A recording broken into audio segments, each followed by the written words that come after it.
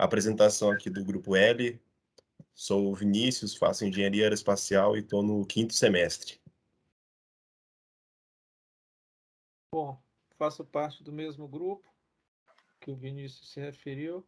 Eu sou o Léo Orlando, faço engenharia de energia e estou cursando o 8º semestre. Eu sou Hugo, do grupo L, faço engenharia aeroespacial, estou no 5º semestre e é isso aí. Eu sou o Gustavo, faço engenharia eletrônica e estou no 6º semestre.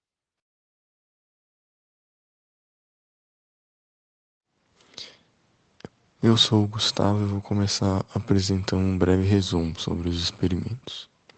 O primeiro consiste na visualização e aplicação da lei de Coulomb em 2 canudos eletrizados por atrito. No segundo experimento, observaremos um fenômeno químico não espontâneo conhecido como eletrólise, ou seja, a energia elétrica é convertida em energia química. No caso, é um experimento que ocorre a eletrólise aquosa, e não a ígnea. Além disso, também observaremos a combustão do hidrogênio liberado. No primeiro experimento, visamos entender a lei de Coulomb. Junto a isso, temos como objetivo aplicá-la para encontrar a carga dos canudos e, assim, a quantidade de elétrons transferidos no processo de eletrização por atrito. Já no segundo experimento, estudaremos o conceito da eletrólise, utilizando uma solução com bicarbonato de sódio, uma bateria de 9 volts, grafite, mistura para fazer bolhas de sabão, uma mangueira e 2 recipientes. Com isso, também veremos que o hidrogênio liberado pela eletrólise pode sofrer uma combustão e se tornar água novamente, ao se juntar com oxigênio.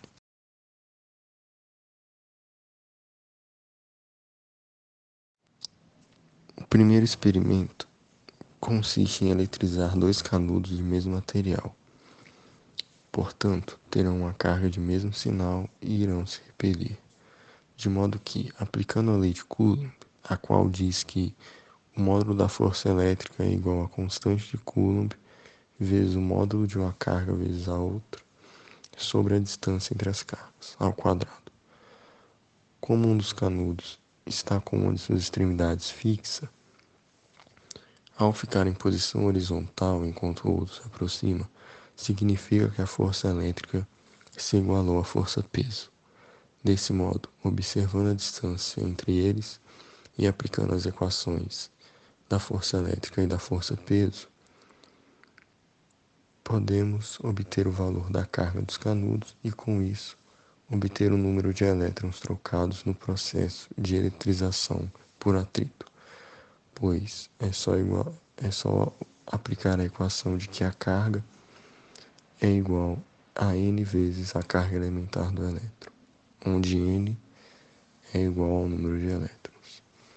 Já o segundo experimento é uma eletrólise, sendo que, para que a água sofra eletrólise, é acrescido um eletrólito, nesse caso, bicarbonato de sódio, para facilitar a condução da corrente elétrica. Os grafites ligados na bateria funcionam como ânodo e cátodo, enquanto a semi-reação do cátodo é 4 íons de hidrogênio mais 4 elétrons resultam em H2O mais hidrogênio, enquanto a semi-reação do ânodo é 4 hidroxilas resulta em 2H2O mais O2 mais 4 elétrons. E no processo de ionização da água temos que 8H2O resulta em 4 íons de hidrogênio mais 4 hidroxilas. Somando essas reações, obtemos a equação global, que é que duas moléculas de água resultam em 2H2 mais O2. Com isso, os gases são transferidos através da mangueira para o recipiente com água e sabão. E surgem as bolhas. Ao aproximar o fogo, se tem a energia necessária para ocorrer a quebra das moléculas de hidrogênio, que se juntam novamente com o oxigênio, formando novamente molécula de água.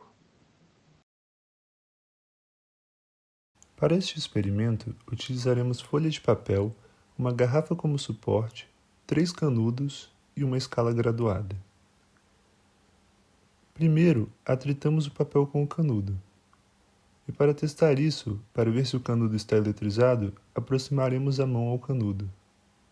Depois faremos o mesmo processo com o canudo acoplado à escala, atritando o papel a ele.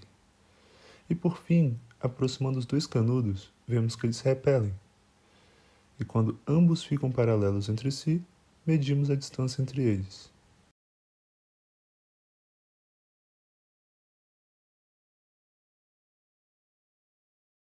Para este experimento, utilizaremos água, bicarbonato de sódio, um pote com tampa, prego e martelo, uma pilha 9 volts, cabos condutores, cola quente, tubos de grafite e sabão. Primeiramente faremos um furo no centro da tampa do pote, onde colocaremos o tubo. Em seguida, faremos outros furos para os eletrodos, que são os tubos de grafite.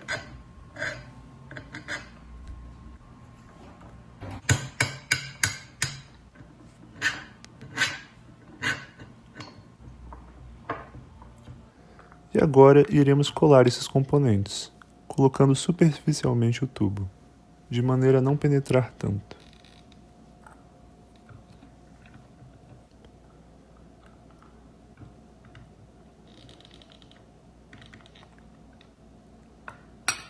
Colocamos também os tubos de grafite.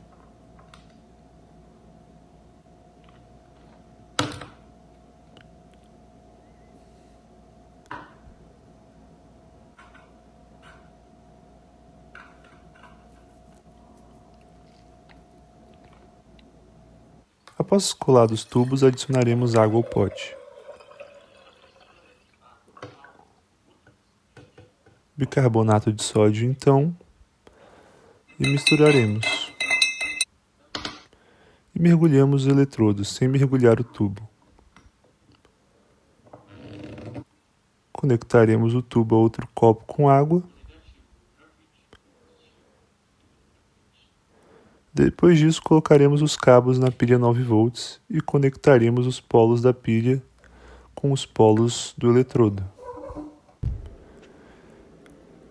Como resultado da eletrólise, teremos bolhas brancas sendo formadas e no copo onde foi conectado o tubo teremos pequenas bolhas, que é o gás hidrogênio sendo formado.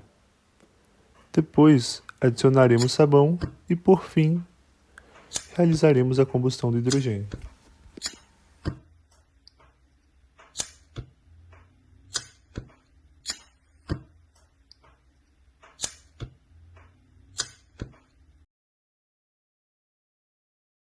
Para calcularmos a carga do canudo, partiremos da lei de Coulomb, na qual a força elétrica é igual à constante eletrostática vezes a carga do canudo ao quadrado, dividido pelo quadrado da distância dos canudos. Como no nosso experimento a força elétrica se iguala à força-peso, utilizaremos a fórmula da força-peso em nossa equação. Isolando a carga elétrica e substituindo os valores obtidos, onde a distância entre os canudos é de apenas 1 cm, a massa é de 1 grama, a aceleração da gravidade na região do Distrito Federal é de aproximadamente 9,78 metros por segundo ao quadrado e a constante eletrostática é de 8,98 vezes 10 elevado a 9 Newton-metro quadrado sobre Coulomb ao quadrado, podemos determinar assim o valor da carga elétrica do canudo.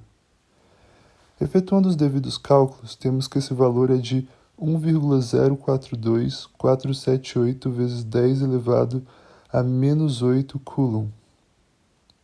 Para calcular o número de elétrons, temos a fórmula em que a carga elétrica é igual ao número de elétrons vezes a carga elétrica elementar, cujo valor é de 1,6 vezes 10 a menos 19 Coulomb. Substituindo os valores na fórmula, temos que o número de elétrons é de 6,515487 vezes 10 elevado a 10 elétrons.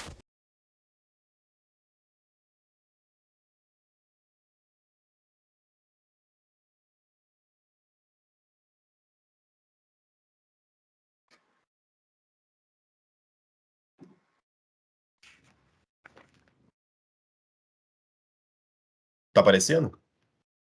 Tá. Tá. Boa, fechou. Vai começar aqui. A gente vai começar do canudo, né? Que é o primeiro, ou não? Boa. Demorou.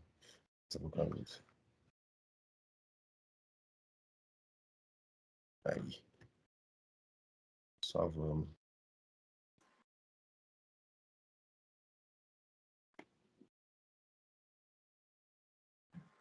Aí, o canudo, papel.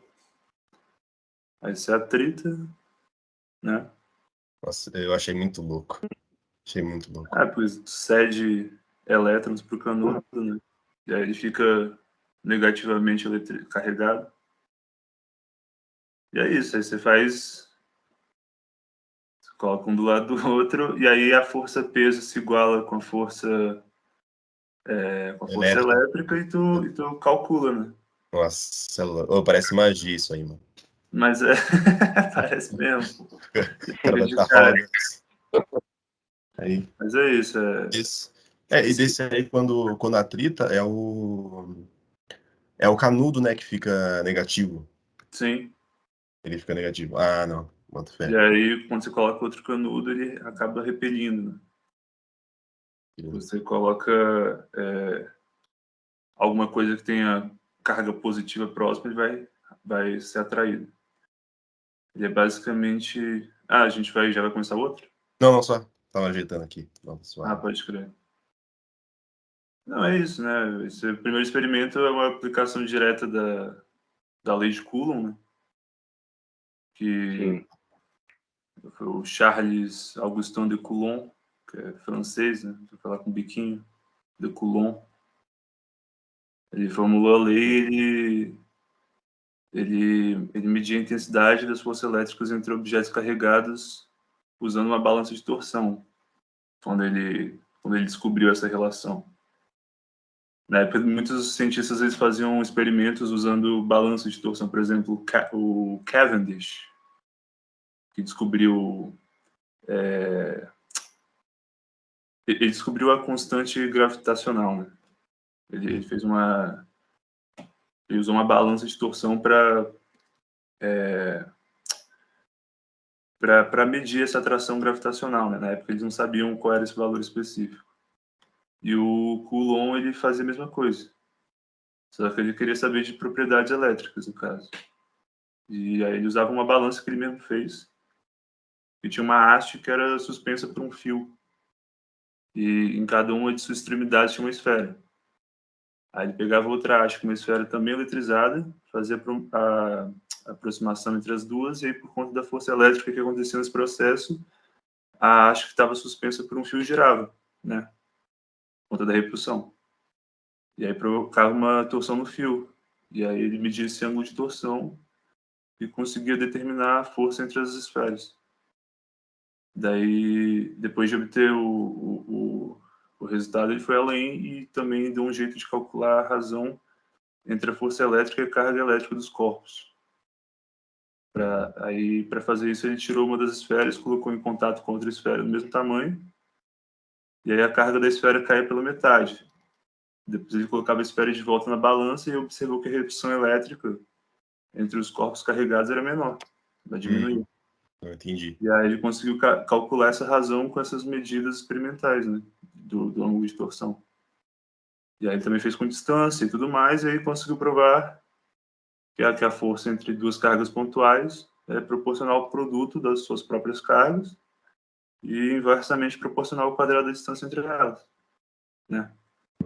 Daí, multiplicando isso pela constante, né, você obtém a lei de Coulomb, como ele formulou ela e como ela é, né? Que é inclusive idêntica à lei da gravitação universal. É verdade. Isso é verdade. O que muda, na verdade, só que uma é aplicada a cargas e a outra a massa, né? É outra massa, é. Nossa, a gente verdade. até hoje não entende ao certo como é essa relação. Verdade. Ele já entra no mundo quântico. Não tinha parado para pensar lombra. nisso. Essa analogia entre as duas. E realmente tem. Para você ver, né? O Cavendish, que foi o cara que descobriu a constante dessa lei da gravitação universal, também fez experimentos com balanço de torção. E tal qual o Coulomb.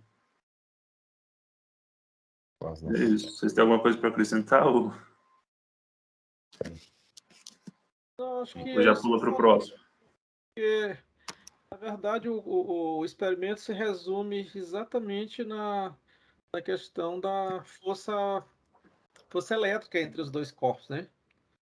No caso aí, com a atrição do tecido ou de um papel no canudo, você vai gerar cargas que, quando aproximado esse corpo atritado a um outro corpo com carga de mesmo sinal, vai haver a repulsão, né? Que é exatamente aí a síntese, né, do experimento, né? Você falou. É. É basicamente isso. E aí, não, legal demais, pô. Legal demais. Nossa. E é um experimento bem simples ali, pô. Usa só um canudo, um Sim, papel, colocou em cima É. ali. É bem dá simples para e fazer impressionante, um cara. bom experimento para impressionar os outros em restaurante. É, exatamente. Pega um É um bom canudo, atrita ele e já era. Pronto. experimento. Mágica de bar. Eu achava legal também aquele da caneta, quando você atrita a caneta na parede, ela gruda.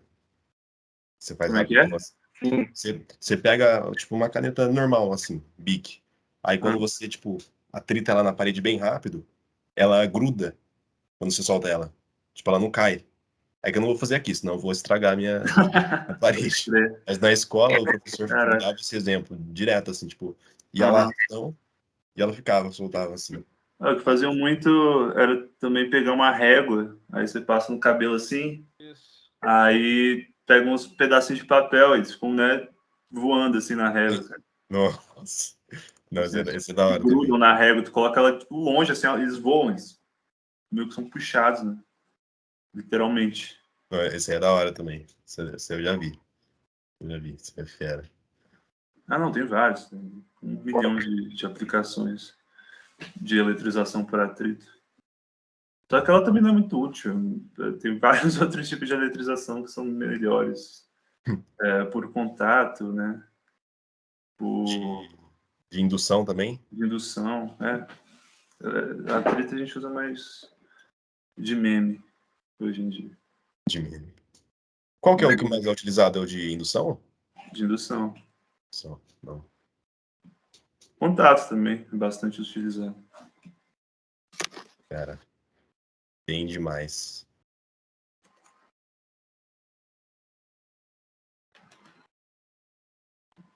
O bicarbonato, a cuba eletrolítica, o martelo, os bagulho, Tá quente.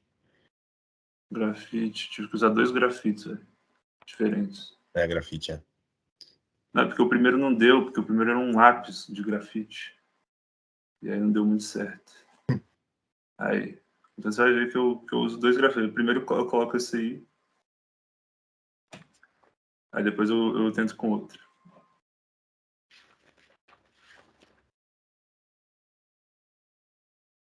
Eu passo um maior tempão apanhando pra cola quente, porque tem que É. encher, né? Você não pode deixar nenhum espacinho, velho, senão não funciona. Nossa, Senão não formam bolhas. Então você tem que deixar vedado ao extremo. Então eu fiquei meia hora nessa brincadeira aí só passando cola. Porque sempre tinha um pedacinho que tava ali, não tava preenchido direito. os grafites também tem que estar vedado. Tudo, meu irmão. Eu não posso deixar nada, nenhum. Sacou? Eu tenho que fechar direitinho o negócio, não pode deixar. Não pode entrar ar. Não pode. Lógico que tem um ar ali dentro, mas não pode deixar mais passar a passagem de ar. Nossa, tá maluco.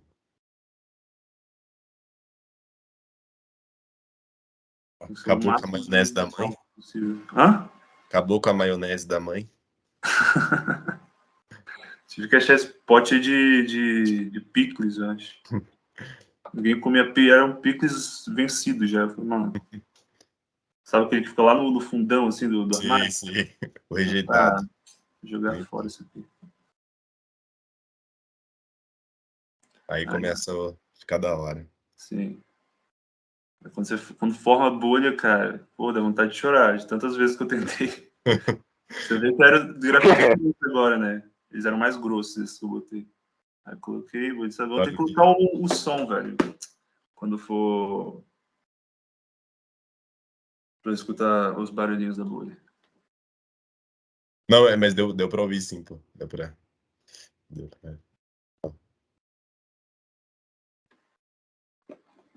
É isso. Ploc. Nossa, que da hora, cara. É isso, nada mais é do que uma reação de oxirredução, né? A famosa eletrólise. Na prática, como é que funciona? Ela é provocada por uma corrente elétrica, né? Uma reação não espontânea. A gente utiliza uma fonte de corrente contínua, que no caso foi a bateria, né, de 9 volts. 2 eletrodos, como por exemplo os 2 polos que eu fixei no grafite. Um eletrólito, que é o bicarbonato, né, para conduzir, que ele ajuda na condutividade. Mas o quê? E a cuba, né? A cuba eletrolítica, que nada mais é que o recipiente. No geral é isso. Você faz uma reação, aí você quebra, né? No caso a gente usou água, né? Então você faz a quebra do oxigênio e do hidrogênio, e esse processo é utilizado para 1 milhão de coisas na indústria, se for parar para pensar assim. Na extração de metais muito reativos, deixa eu pensar. O alumínio também, por exemplo.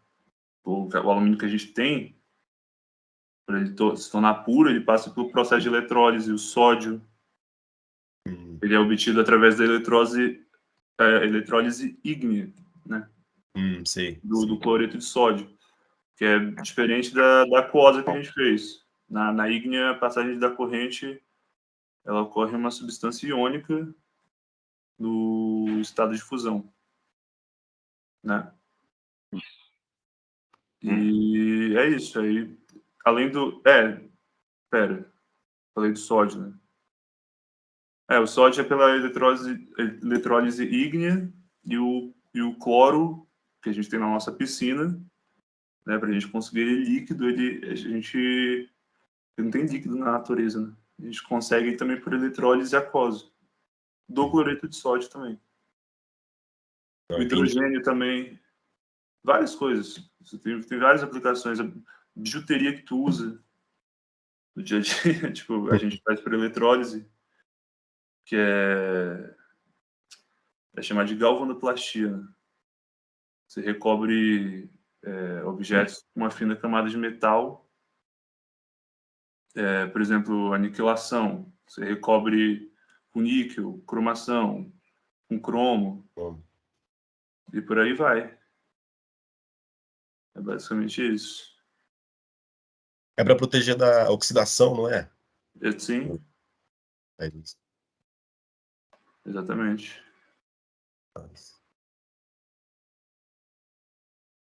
Será que dava para usar outros materiais além do grafite, tipo? Lógico. Cara, Você pode usar vários tipos. O grafite Pode falar. é mais ideal. Ele não reage, né? Não faz parte da reação. E o bicarbonato de sódio, diferente do sal de cozinha, que tem cloro. O cloro, ele pode ser meio perigoso, né? Pode ser algo tóxico, quando ele está isolado, né? Quando ele vira gás.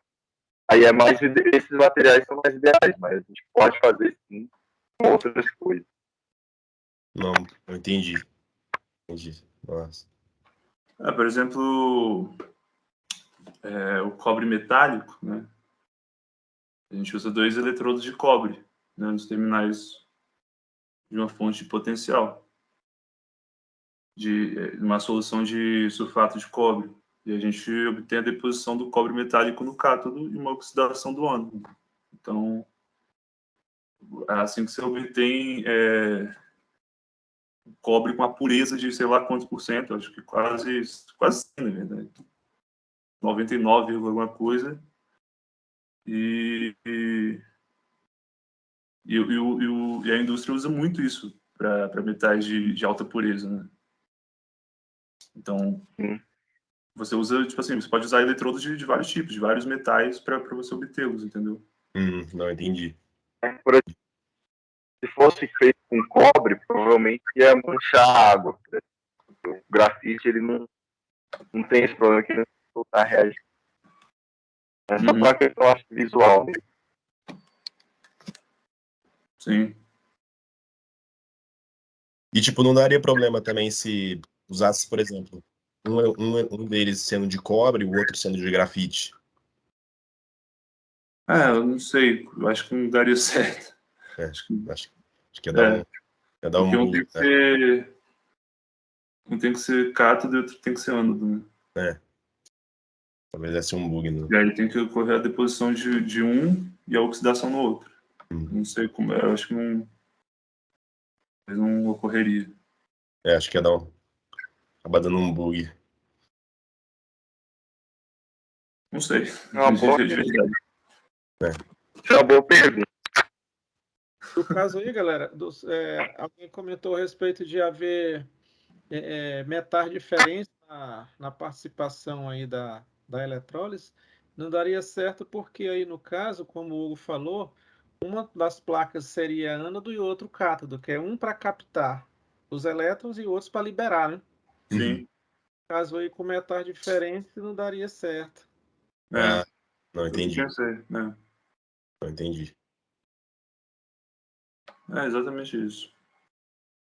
Tem 1 milhão de aplicações. É uma coisa importantíssima para o nosso dia a dia. Ter metais alcalinos também. Vários elementos que a gente não conseguiria obter naturalmente. É a forma que a gente faz, entendeu? Então, isso. Além Você de fala mais ser alguma coisa? o básico das pilhas, né? Isso é uma pilha, na verdade, né? A diferença é que tem algumas diferenças, né? A pilha, o ânodo é positivo e o cátodo é negativo, né? Isso, né? Assim, é o princípio básico, né? Na eletrólise é o contrário. Que a eletrólise é não espontânea, né? Isso. Não entendi. É isso. Entendi. A panela de pressão também é preciso.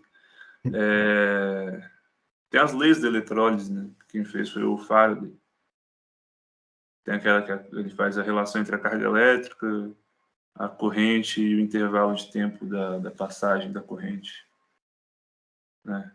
Porque foi a primeira lei da eletrólise.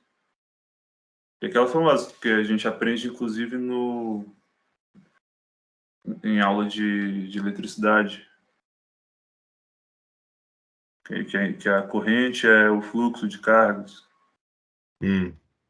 Sim, sim. Então, foi ele que anunciou, ele falou que a massa de um elemento depositado durante um processo de eletrólise é diretamente proporcional à quantidade de eletricidade que atravessa a célula eletrolítica. Quem formulou isso foi o Faraday. E logo em seguida ele formulou outra lei, que é aquela que faz a relação entre a massa da substância e o equivalente grama da própria substância. Sim, sim. E aí tem uma constante de proporcionalidade no meio. Ele fala que a massa de vários elementos quando depositados durante a eletrólise pela mesma quantidade de eletricidade são diretamente proporcionais aos respectivos equivalentes químicos. Então, são duas leis que, tipo assim, né, regem a eletrólise. Bom, E era aí, demais. mais isso. É demais. Vocês têm alguma coisa para falar? Ou já era? Então, em síntese, é só isso mesmo, né? Essa foi a apresentação do grupo L. Conseguimos obter bons resultados em ambos os experimentos, tanto com a definição correta da carga do canudo e da sua quantidade de elétrons, quanto com a execução das bolhas explosivas.